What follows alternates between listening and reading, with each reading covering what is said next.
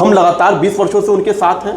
तेजस्वी यादव तो मुश्किल से 1.5 या 2 साल ही उनके साथ रहे। आने वाले 2025 विधानसभा चुनाव के बाद भी हम लोग नीतीश कुमार जी के नेतृत्व में सहयोग करेंगे। एक भी अचीवमेंट को वो बताने में नाकामयाब है, असफल है। उनके पास कोई अचीवमेंट नहीं है। तो सीधा जनता सवाल पूछती है कि 15 वर्षों में आपने एक भी काम क्या किया। बिहार के अंदर बीजेपी का मुकाबला सीधे तौर से राष्ट्रीय जनता दल से है और हमारी सीधी लड़ाई जो है लालू प्रसाद यादव से है। बहुत महत्वपूर्ण नहीं है प्रशांत किशोर बिहार की राजनीति में कि सभी महत्वपूर्ण नेता उनको जवाब दें। नमस्कार मित्रों, वेलकम टू माय शो। आपके साथ मैं हूं शिवपूजन झा और आज हम मौजूद हैं भाजपा के कार्यालय में। हमारे साथ इस वक्त चर्चा के लिए मौजूद हैं दानिश इकबाल साहब। दानिश जी, बहुत बहुत स्वागत करते हैं आपका अपने स्टूडियो में। और अब देख रहे हैं कि चुनाव की सुगबुगाहट बहुत तेज़ हो गई है और जैसे जैसे चुनाव की सुगबुगाहट तेज़ हो रही है, प्रशांत किशोर बहुत हमलावर हो गए हैं और ख़ास करके भाजपा के बिहार के तमाम जो वरिष्ठ नेता हैं उसको इंगित करके टारगेट कर रहे हैं। भाजपा की तरफ से जिस तरीके का जवाब मिलना चाहिए वो जवाब नहीं मिल रहा है। बगले क्यों झांक रही है भाजपा? नहीं, देखिए, प्रशांत किशोर की कोशिश ये है कि भाजपा के बड़े नेताओं को टारगेट करके मीडिया में अपना स्पेस को पाया जाए। प्रशांत किशोर जब भाजपा के नेताओं पे आरोप लगाएंगे और जब हम लोग उनका जवाब देंगे तो निश्चित तौर पर उनको मीडिया में स्पेस मिलेगा और वो यही चाहते हैं। जिन जिन आरोपों को उन्होंने लगाया वो सभी आरोप जो है निराधार हैं, बेसलेस हैं, बेबुनियाद हैं। उन सभी आरोपों में कहीं किसी प्रकार की कोई सच्चाई नहीं है और हमारी पार्टी की ओर से उन सभी विषयों पर जो है अपना जो पक्ष रखा गया है। प्रशांत किशोर बिहार की राजनीति में उनकी जो राजनीतिक हैसियत है या जो उनकी रिलेवेंसी है वो इस कदर की नहीं है कि हमारे बड़े नेता उनको जवाब दें। और प्रशांत किशोर का जो आरोप है वो बिल्कुल पूरी तरह से जो है सम्राट चौधरी जी के विषय में उन्होंने बोला। सम्राट चौधरी जी का विषय जो है वो 99 में ही जो है सारा 99 से ही सब पब्लिक डोमेन में है। दिलीप जायसवाल जी के बारे में उन्होंने कहा, बार बार हम कह रहे हैं कि दिलीप जायसवाल जी उस कॉलेज के मालिक नहीं हैं, हो ही नहीं सकते हैं मालिक, क्योंकि वो एक ट्रस्ट है और ट्रस्ट में कोई मालिक नहीं होता है। ये बात जनता के डोमेन में है, पब्लिक डोमेन में, जनता जानती है। मंगल पांडे जी के विषय में उन्होंने बेसलेस आरोप लगाया। मंगल पांडे जी का लगभग एक 20 साल 25 साल से ज़्यादा जो है पब्लिक लाइफ है और हम सब जानते हैं उनके बारे में कि उनके परिवार का अपना व्यवसाय है। तो इसलिए बहुत महत्वपूर्ण नहीं है प्रशांत किशोर बिहार की राजनीति में कि सभी महत्वपूर्ण नेता उनको जवाब दें। हमारे प्रदेश स्तर के प्रवक्ता जो है वो उनको जवाब दे रहे हैं। और देखिए, जो व्यक्ति और शिवभूषण जी, जो व्यक्ति खुद धारा 420 हो, 12B हो, धारा 467 हो, धारा 468 हो, उसके ऊपर केस दर्ज है और अभी तक उस केस में जो है उनको बरी नहीं किया गया है। तो इसलिए जो व्यक्ति के ऊपर खुद आरोप हो, जिस पर खुद मुकदमा दर्ज है, उस व्यक्ति के ऐसे बेसलेस, बेबुनियाद और खासकर उसका जो एजेंडा है, उसका जो अटेंशन पाने की जो कोशिश है, उस पर मुझे नहीं लगता है कि भारतीय जनता पार्टी को अटेंशन पाने की कोशिश है या आपको लग रहा है कि he is aiming something bigger? नहीं, अगर आपके टॉप लीडरशिप को ही अगर उन्होंने टारगेट कर दिया, आपकी टॉप लीडरशिप जो है उनको जवाब नहीं दे रही, you have got your own logic for the same. आप नहीं चाहते हैं कि आप उनको जो है उतनी अहमियत दें कि आपके जिन लीडर्स पर आरोप लग रहा है वो बयान दें, बल्कि प्रवक्ता बयान दे रहे हैं। इससे एक सेम्बलेंस ये भी तो जा रहा है कि why is the BJP defensive at this stage? बिल्कुल बीजेपी डिफेंसिव नहीं है। बीजेपी का मानना है कि बिहार के अंदर बीजेपी का मुकाबला सीधे तौर से राष्ट्रीय जनता दल से है और हम मानते हैं कि बिहार में अगर कोई राजनीतिक दल या उसके नेता है जिनके पास अपना एक वोट बैंक है, वो लालू प्रसाद यादव है और हमारी सीधी लड़ाई जो है लालू प्रसाद यादव से है और हम लालू प्रसाद यादव से लड़ाई लड़ करके ही हमने बिहार को 20 वर्षों में संवारा है, सुधारा है और आज बिहार जो है रफ्तार पकड़ चुका है। आज बिहार के अंदर जो है विकास की रफ्तार को हमने आगे बढ़ाया है। इसलिए हमारा सीधा मुकाबला लालू प्रसाद यादव से है। प्रशांत किशोर हो और जो लोग हैं ये राजनीतिक बिजनेसमैन लोग हैं, चुनाव में ये लोग आते हैं और भी आने वाले चुनाव में भी और भी लोग आएंगे। तो हम सबको जवाब देना हमारा मतलब नहीं है। हमको जवाब जो है बिहार की जनता को देना है और बिहार की जनता के लिए जो है हम समर्पित हैं और रिस्पॉन्सिबल हैं। बिहार की जनता जब जवाब मांगेगी, जवाब पूछेगी, एक एक पाई का, एक एक इंच का जवाब हम बिहार की जनता को देंगे और निश्चित तौर पर ये चुनाव 2025 का किस आधार पर होगा?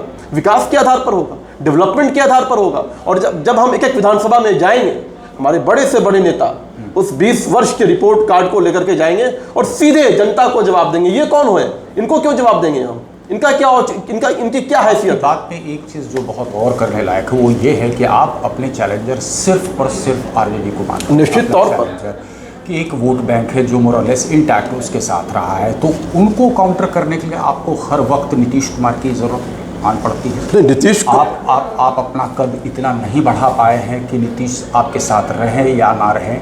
ऐसा क्यों है कि इतने लंबे कार्यकाल के बाद भी भाजपा को लगातार 2015 का डर सताते रहता है? देखिए, नीतीश कुमार, भारतीय जनता पार्टी और एनडीए के और भी जो घटक दल हैं उन सभी ने नीतीश कुमार को सर्वमान्य एनडीए का नेता चुना और हमने हमेशा बिहार की विकास के लिए, बिहार को आगे ले जाने के लिए नीतीश कुमार ने जो भूमिका निभाई है उनके साथ हम खड़े रहे हैं। और ये कमिटमेंट आज का नहीं है, ये अटल बिहारी वाजपेयी जी के समय का कमिटमेंट है कि नीतीश कुमार जी के नेतृत्व में ही हमें बिहार को आगे बढ़ाना है और उसी कमिटमेंट को नरेंद्र मोदी जी ने आगे बढ़ाया। और आज भी जब एक व्यक्ति जिसका व्यक्तित्व इतना बड़ा है, जिस व्यक्ति के लीडरशिप में हम उस 2005 के पहले के बिहार में जो बदलाव लेकर के आए हैं, तो कोई कारण नहीं है कि हम उसको बदल दें, कोई कारण नहीं है कि हम उससे पीछा छुड़ा लें, कोई कारण नहीं है कि नीतीश कुमार जी को हम छोड़ दें, क्योंकि एक व्यक्ति लगातार बिहार की विकास की रफ्तार को बढ़ा रहा है। एक व्यक्ति ने लगातार बिहार के अंदर जो है अभूतपूर्व कार्य किया है। तो आने वाले समय में भी जब तक नीतीश कुमार जी हैं तब तक नीतीश कुमार जी के नेतृत्व में ही बिहार को और आगे बढ़ाना है। तो इसमें कहीं कोई इफ बट है ही नहीं शिवपूजन जी।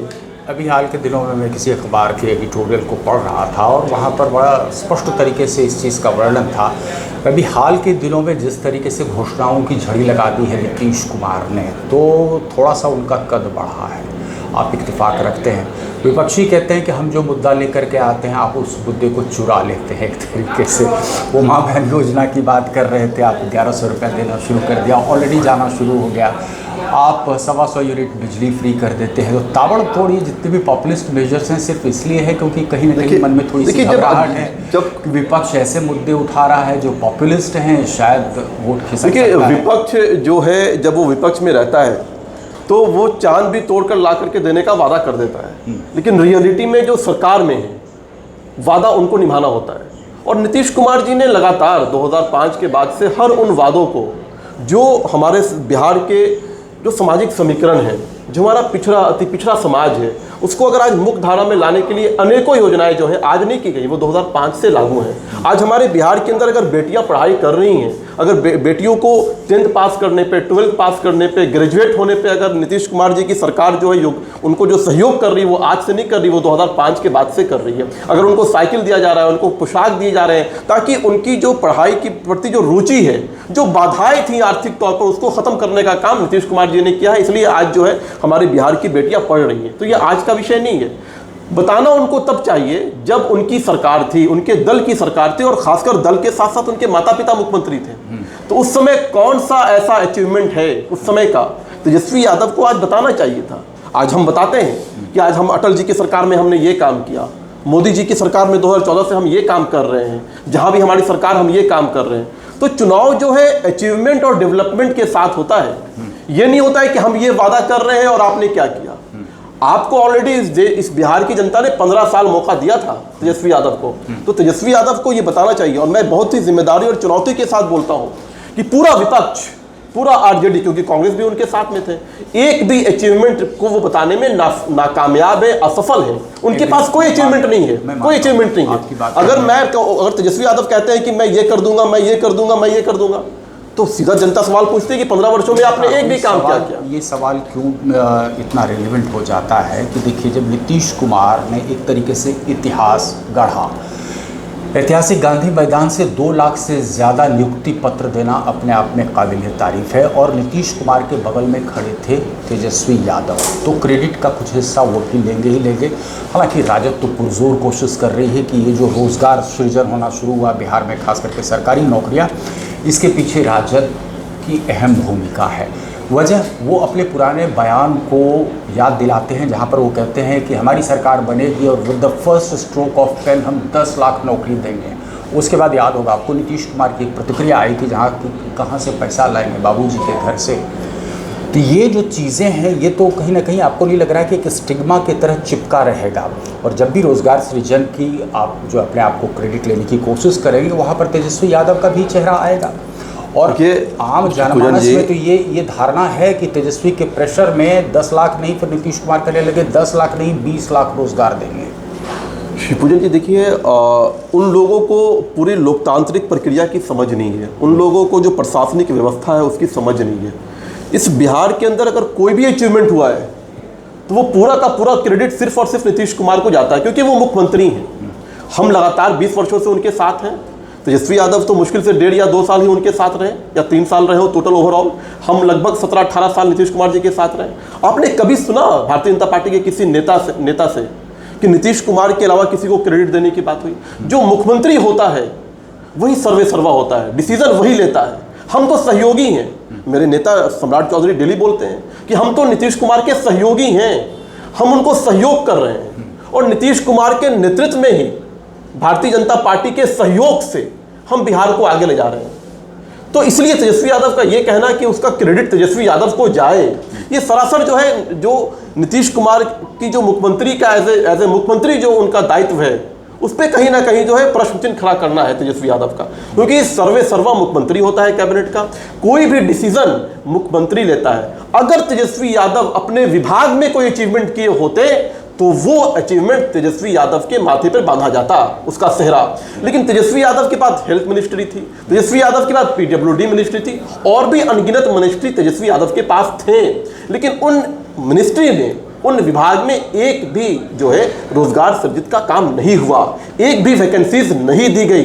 तो अगर आपका टैलेंट होता तेजस्वी जी तो आप अपने विभाग में पहले जो है रोजगार देते हैं। आप अपने विभाग का एक भी अचीवमेंट नहीं बताते हैं, और आप बोलते हैं नीतीश कुमार जी का जो निर्णय है, नीतीश कुमार जी का जो डिसीजन है उसको आप अपना डिसीजन बताते हैं। तेजस्वी यादव को बताना चाहिए कि मैं जब डिप्टी CM था और मेरे अंतर्गत जब ये विभाग थे और मैं इस विभाग में जब काम कर रहा था तो इस विभाग में मैंने ये काम किया। लेकिन आपने कभी भी ये नहीं सुना होगा कि तेजस्वी यादव ने अपने विभाग के अचीवमेंट को लेकर के बात किया हो। तो ये पूरा का पूरा, चाहे रोजगार हो, चाहे सरकारी नौकरी हो, चाहे लोन के माध्यम से बिहार के युवाओं को सशक्त करना हो, ये पूरा का पूरा निर्णय, ये पूरा का पूरा क्रेडिट सिर्फ और सिर्फ किसी को जाता है, तो वो सिर्फ नीतीश कुमार के नेतृत्व को ही जाता है।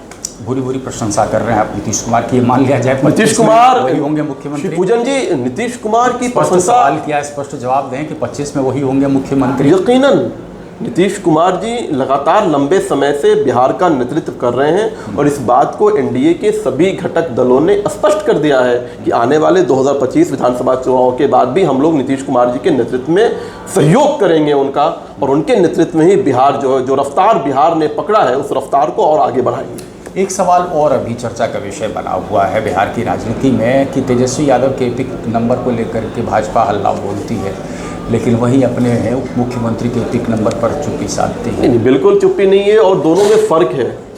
विजय सिन्हा जी ने ऑलरेडी इसका स्पष्टीकरण दिया, उन्होंने अपने स्टेटमेंट दी और उन्होंने स्पष्ट कहा कि मेरे जो 2 एपिक नंबर थे ऑलरेडी मैंने उसको बंद कराने के लिए जो आवेदन दे दिया था, और वो निश्चित तौर पर चुनाव आयोग की तरफ से जो प्रक्रिया है उसका पालन हुआ है, और आगे आने वाले समय में वो अब प्रक्रिया के अंतर्गत है। तो ये स्पष्ट है, कहीं कोई करप्शन या कहीं किसी प्रकार का लाभ लेने की कोशिश नहीं है। हमारे नेता ने खुद इस बात को स्पष्ट कर दिया है, और हम सब जानते हैं, ये पब्लिक डोमेन में है कि उनका जो लेटर था बंद कराने का उनके एपिक नंबर को, वो सबके सामने है। तेजस्वी यादव का जो विषय है, उन्होंने तो 2-2 एपिक नंबर एक ही विधानसभा में यूज़ किया, इस्तेमाल किया, तो बताना चाहिए उनको कि वो कैसे हुआ। अच्छा, सर वाले मुद्दे पर अब तो राहुल गांधी बिहार दौरा पर आने वाले हैं, महागठबंधन एकजुट होने वाला है, तो आपको लग रहा है ये मुद्दा अभी है, इसके कुछ प्रभाव पड़ेंगे इस चुनाव में, या फिर आपको लगता है कि जिस तरीके से इलेक्शन कमीशन ने बिल्कुल स्टिपुलेटेड टाइम चीज़ें स्पष्ट कर दी हैं, उसके बाद ये कोई मुद्दा ही नहीं? देखिए, महागठबंधन कभी एकजुट हो ही नहीं सकता है, क्योंकि ना उनके पास किसी प्रकार का कोई विज़न है, और ना बिहार को आगे ले जाने के लिए कोई नीति है, ना उनके अंदर कोई लीडरशिप है। वो सिर्फ दिखाते हैं कि हम एकजुट होने की कोशिश कर रहे हैं। वो इसलिए कर रहे हैं कि चुनाव है, और चुनाव में सब अपने अपने राजनीतिक के जो हैसियत है उसको बचाने के लिए, उसको जो है संरक्षित करने के लिए लड़ाई लड़ रहे हैं। बिहार के विज़न के लिए कोई लड़ाई नहीं है। तो इसलिए मेरा मानना है कि उनके पास किसी प्रकार का कोई जो ऑथेंटिक इश्यूज नहीं है। वो एसआईआर के विषय पे बात कर रहे हैं, एसआईआर के विषय पे लगातार वो एक्सपोज हो चुके हैं, जिस प्रकार से चुनाव आयोग ने स्पष्ट कर दिया है। जाति जनगणना पे कर रहे थे, वो मुद्दा भी आप लोगों ने छीन ही लिया। नहीं, जाति जनगणना, शिवपूजन जी, जाति जनगणना एनडीए की सरकार ने बिहार में कराई थी। ये निर्णय हम जब नीतीश कुमार जी के सहयोगी थे, जब उनके साथ अलायंस में थे, तो ये भारतीय जनता पार्टी और एनडीए का निर्णय था। अनफॉर्चुनेट फिर बाद में जब ये प्रोसेस इंप्लीमेंट हुआ तब हम उनके साथ नहीं थे, लेकिन ये निर्णय जो कैबिनेट में पास हुआ था वो भारतीय जनता पार्टी के सहयोग से हुआ था। और सवाल तो ये बनता है कि जब आप अपने पीछे का तो इतिहास छोड़ दीजिए, जब आप 10 साल 2004 से 2014 तक सरकार में थे तब आपको जाति जनगणना याद नहीं आई थी। जब लालू प्रसाद 15 वर्ष तक बिहार की राजनीति में सर्वा थे, जब वो केंद्र में मंत्री थे, तब आपको देश के अंदर जाति जनगणना याद नहीं आई, तब आपको विशेष राज्य की दर्जा नहीं आ जाए। विशेष राज्य का दर्जा का तो सवाल ही नहीं, अब तो वो चीजें उससे कई गुना ज्यादा, शिवपूजन जी, उस विशेष राज्य के दर्जे के पैसे से कई गुना ज्यादा पैसा और पैकेज नरेंद्र मोदी जी की सरकार ने बिहार को दिया है। प्रत्येक माह वो आते हैं तो एवरेज 7 से 8 हजार करोड़ रुपया जो है बिहार को देकर के जाते हैं। तो इसलिए उनके सारे जो इश्यूज थे वो सारे डिफ्यूज हुए। अब राहुल गांधी कहते हैं कि मेरे पास एटम बम है, अब उनके पास इसी तरह के एटम बम है जो एक्सप्लोर होने से पहले ही डिफ्यूज हो जाते हैं, क्योंकि उनके पास मुद्दा नहीं है। और उनके पास जनमानस में, भारत के जनमानस में उनके दल या उनके नेता के प्रति जो है विश्वसनीयता समाप्त हो चुकी है। यही कारण है कि वो जनता से कनेक्ट नहीं कर पा रहे हैं, जनता के मुद्दों को उठा नहीं पा रहे हैं। 2014 से देश के अंदर एक ऐसी सरकार चल रही है नरेंद्र मोदी जी के नेतृत्व में, जिसने सामाजिक समीकरण के आधार पर देश के सभी समाज के लोगों को मुख्यधारा में लाने का काम किया है। एक और इंटरेस्टिंग पहलू है इस चुनाव में, प्रशांत किशोर की हम चर्चा कर चुके हैं। इतना तो तय है कि मुझे लग रहा है कि चिराग पासवान इस बार अलग रास्ता नहीं चुनेंगे। मुकेश सहनी ओवर एम्बिशियस हैं। अभी हाल के दिनों में बयान आपने सुना होगा, 60 सीटें और उप मुख्यमंत्री का पोस्ट। सूत्रों के हवाले से सही ऐसी खबरें भी आई कि भाजपा से भी बातचीत उनकी हो रही है, तो कुछ इस पर आप स्पष्टीकरण देना चाहेंगे? देखिए, वो जिस गठबंधन में हैं, उस गठबंधन का इंटरनल मैटर है कि वो 60 सीट उनको दे, कि उनको 20 सीट दे, उनको सीएम बनाए, कि उनको डिप्टी सीएम बनाए, ये उनका विषय है। जहाँ तक भारतीय जनता पार्टी का सवाल है, भारतीय जनता पार्टी और एनडीए के विचार को लेकर के और बिहार के विजन को लेकर के अगर कोई हमारे साथ आना चाहता है तो निश्चित तौर पर उसको स्वागत करेंगे। दरवाजे खुले हैं किसी का भी, मैं बात कर रहा हूँ, किसी का भी कोई अगर बिहार के विकास को लेकर के, उसके विजन को लेकर के, प्रधानमंत्री के विजन और नीतीश कुमार जी के विजन को लेकर के उसमें अपना आस्था जताते हुए अगर कोई आना चाहता है तो उसका स्वागत करेंगे। तेज प्रताप यादव भी वीआईपी के साथ जो है अपना अलायंस करते हैं, यहाँ के जाने माने होटल में जाकर के प्रेस कॉन्फ्रेंस करते हैं और इनवाइट देते हैं राजद को, उसको भी ज्वाइन करना चाहिए, कांग्रेस को भी ज्वाइन करना चाहिए। आप सीरियसली ले रहे हैं? नहीं, देखिए, सीरियसली लेना ना लेना विषय नहीं, विषय ये है कि तेज प्रताप यादव के साथ नाइंसाफ़ी हुई है। तेज प्रताप यादव लालू परिवार के बड़े बेटे थे और जो उनको राजनीतिक जो भागीदारी दल के अंदर मिलना चाहिए या जो परिवार के अंदर जो उनकी अहमियत होनी चाहिए वो नहीं हुई। और वो इसलिए नहीं हुई कि तेजस्वी यादव की जो महत्वाकांक्षा है और तेजस्वी यादव की जो महत्वाकांक्षा के सामने जो एक व्यक्ति खड़ा दिख रहा था वो व्यक्ति तेज प्रताप यादव थे। और तेज प्रताप यादव के साथ ऐसा विषय आया कि तेजस्वी यादव को एक मौका मिला और उन्होंने पार्टी से भी और परिवार से भी जो है दोनों से उनको दूर करने की कोशिश की। सॉफ्ट कॉर्नर तेज प्रताप को लेकर के किस वजह से? नहीं, सॉफ्ट कॉर्नर, शिवपूजन जी, सॉफ्ट कॉर्नर नहीं है, टूल हो सकते हैं। नहीं, भाजपा सॉफ्ट कॉर्नर नहीं है, बल्कि ये सच्चाई है कि किसी भी परिवार में जब इतना बड़ा कुब्बा होता है और जो पार्टी एक पारिवारिक पार्टी होती है, प्राइवेट लिमिटेड कंपनी होती है, तो निश्चित तौर पर उसकी जो चीज़ें होती हैं वो ऐसे ही सामने निकल करके आती हैं जो तेज प्रताप और तेजस्वी के बीच में दिखी है। लेकिन जो लालू प्रसाद जी की जो भूमिका है वो कहीं ना कहीं तेजस्वी यादव ने उनकी भूमिका को पूरी तरह से कंट्रोल कर रखा है। इसका कारण है कि तेज प्रताप यादव जो है आज सबसे बड़े बेटे होने के बाद भी जो है दर भटक रहे हैं। तो ये चुनाव बहुत दिलचस्प होने वाला है। दानिश जी, बहुत बहुत धन्यवाद हमसे जुड़ने के लिए। That's all we have got for you in this show. Thank you so much.